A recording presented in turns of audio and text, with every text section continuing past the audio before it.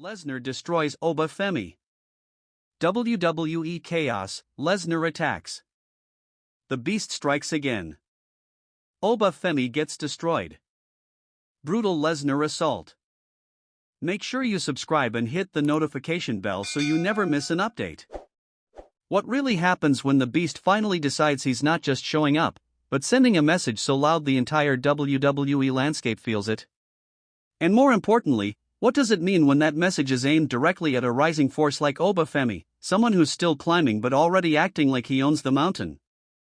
Because this isn't just another post-match scuffle or a random backstage eruption. This feels like one of those moments where everything slows down for a second, even though nobody in the arena realizes it yet. The kind of moment where, in hindsight, people will say, yeah, that was the turning point. But right now? Right now it just feels like chaos. So let's set the scene properly. The match is over, the crowd is still buzzing, that loud WWE energy still hanging in the air like smoke after fireworks. Oba Femi is standing there, breathing heavy, soaking it in. You can see it in his body language. That confidence. That growing belief that he's not just part of the roster, but someone who can eventually run it. And honestly, he's not wrong to feel that way. The guy has been stacking momentum, building presence, turning heads every time he steps into the ring. But WWE has this funny habit of reminding people that momentum is fragile. And Brock Lesnar is usually the reminder. Now, at first, nobody even thinks much of it. There's always that post-match uncertainty in WWE where fans are waiting to see if something extra happens. Maybe a stare down. Maybe a surprise challenger. Maybe just the usual celebration and exit. But tonight feels different in a way nobody can quite explain. It starts small. A shift in energy. That subtle change where the crowd noise stops feeling playful and starts feeling watchful. Like people are scanning the arena instead of reacting to it. And then it happens. The moment Brock Lesnar is seen, and suddenly everything tightens. Because Brock doesn't walk out like everyone else. There's no warm-up, no long dramatic speech, no teasing the crowd. It's just presence.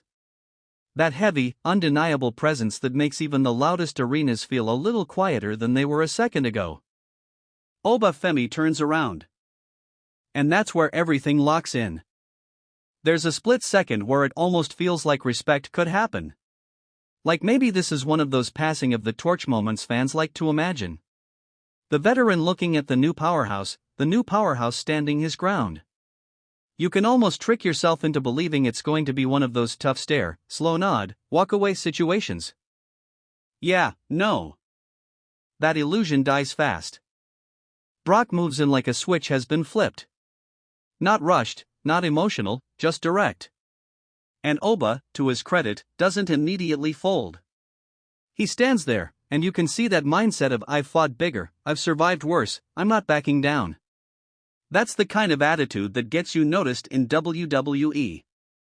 But Brock Lesnar doesn't really do noticed. He does consequences. The first collision isn't even something you fully process in real time. It just happens. 1 second there's distance, the next there's impact, and the entire energy of the segment changes from post-match segment to this has gotten out of control. The crowd reaction shifts instantly. Not cheers, not boos, but that collective sound of people realizing this isn't scripted excitement anymore in their heads, it's just destruction unfolding. Oba fires back though. He has to. That's who he is. He's not the kind of guy who turns away from a fight, especially not in front of everyone watching.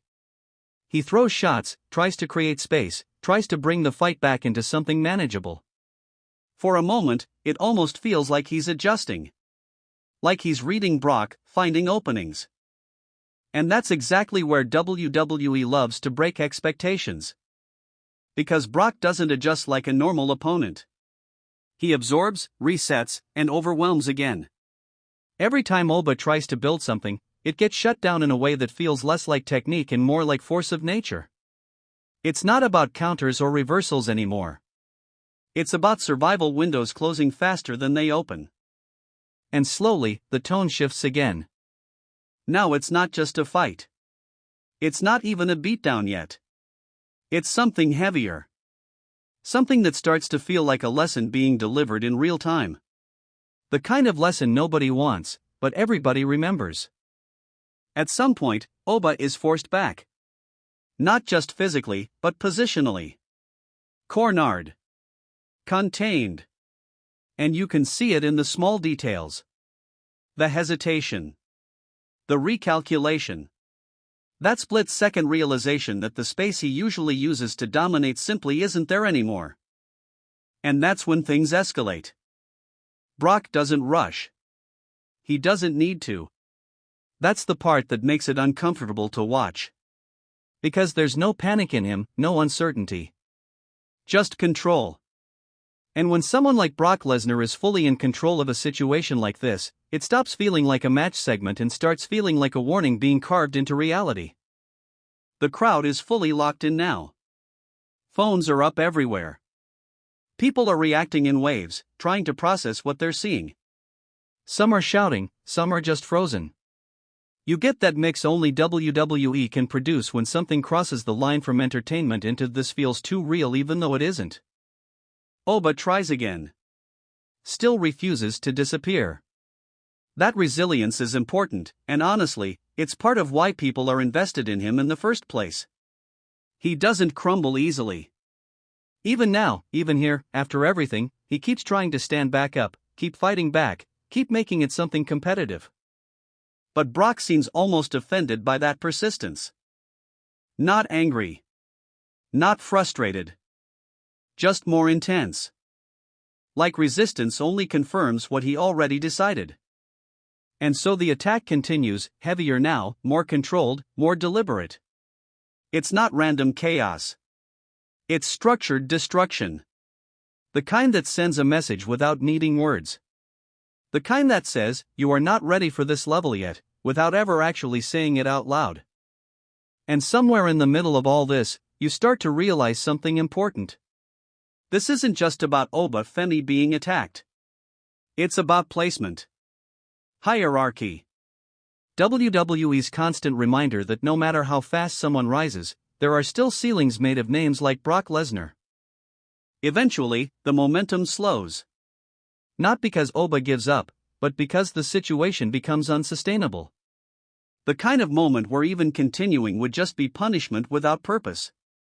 And Brock finally steps back slightly, not in defeat, not in retreat, but in conclusion. That's the scariest part. Because there's no celebration. No emotional release. No dramatic pose. Just a sense that something has been completed. A message delivered fully. And then he's gone in the way he came, leaving behind silence where chaos used to be. Oba Femi is left in the aftermath, and this is where things get interesting in a different way. Because now it's not about what just happened, it's about what it did.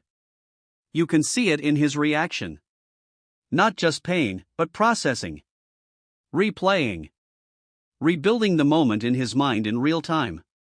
That internal shift where a performer goes from I can handle anyone to okay, that was different. And that kind of moment can change a career trajectory. Now the entire WWE Universe is left asking the same questions. Was this just Brock sending a reminder? Was it targeted? Was it random? Or is something bigger building underneath this that hasn't been revealed yet? Because Brock Lesnar doesn't usually insert himself into situations without reason. Even when it looks random, there's usually something brewing beneath the surface. And Oba Femi, whether he realizes it or not yet, might have just stepped into a narrative that's going to follow him for a while. The real test comes next. Not tonight, not in the chaos, but in the response. Does Oba Femi bounce back stronger, carrying this as fuel? Or does this become the moment people point to when they say he ran into a wall too early? And Brock, well, Brock remains Brock. A reminder that no matter how modern WWE gets, there are still forces that reset the conversation whenever they show up. This is the kind of moment that doesn't fade after the show ends. It sticks. It spreads online, gets replayed, debated, broken down from every angle. Fans argue about intent, about strength, about legacy, about what it all means moving forward. And maybe that's the real story here. Not just the attack, but the ripple it leaves behind. Because now nothing between these two feels settled. And when Brock Lesnar is involved in an unfinished situation, it usually doesn't stay unfinished for long. So now we wait. We watch Oba Femi's next move. We watch Brock Lesnar's next appearance. And we watch how WWE decides to shape